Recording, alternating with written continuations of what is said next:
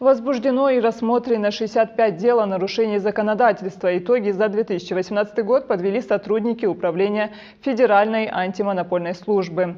В ходе беседы с журналистами руководитель ведомства Батыр Тачиев отметил, что по сравнению с аналогичным периодом 2017 года наблюдается увеличение количества правонарушений. С чем связана отрицательная динамика, узнавал Мухаммад Гиреев. Ответственная работа, деятельность которой отражается на различных сферах жизнедеятельности граждан региона. В управлении антимонопольной службы субъекты подвели промежуточные итоги работы. Направления разные, но конечный результат один. Десятки недобросовестных бизнесменов получили предостережение.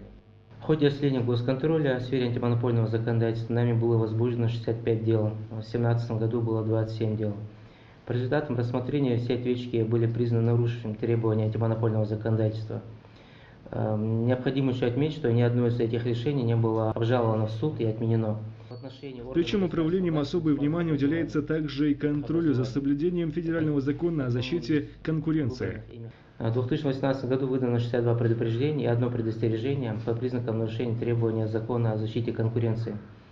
Нами было одно предупреждение выдано по признакам нарушения части 1 статьи 10, это злоупотребление доминирующим положением ПАО МРСК Северного Кавказа. Иной раз жалобы о нарушении законодательства поступают и от крупных компаний. Выявлено всего 167 нарушений закона о контракт-системе по результатам рассмотрения жалоб в действиях государственных муниципальных заказчиков Республики Ингушетия. Всего к нам поступило 5 обращений заказчика о включении сведения в реестр недобросовестных поставщиков.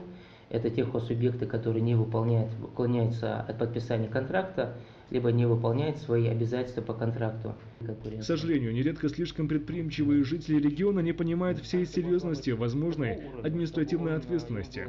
Бывает, что руководитель управления антимонопольной службы порой намекает о том, что он мог бы закрыть глаза на тот или иной случай. Батыр Тачиев не преклонен. Всего же в 2018 году управлением антимонопольной службы региона выиграны дела на общую сумму в более 11 миллионов рублей, чуть более 3 из которых поступили в местный бюджет, а остальные средства направлены в бюджет федеральный. Антимонопольная служба региона не дремлет. В управлении постоянно поступают жалобы о нарушении законодательства. Между тем, специалисты напоминают о том, что наказания неотвратимые. Конечно же, вести бизнес честно намного легче, чем постоянно бояться стука в дверь. Мухаммад Гиреев, Магомед Гагиев, Дани Тимурзиев, Вести, Ингушетия.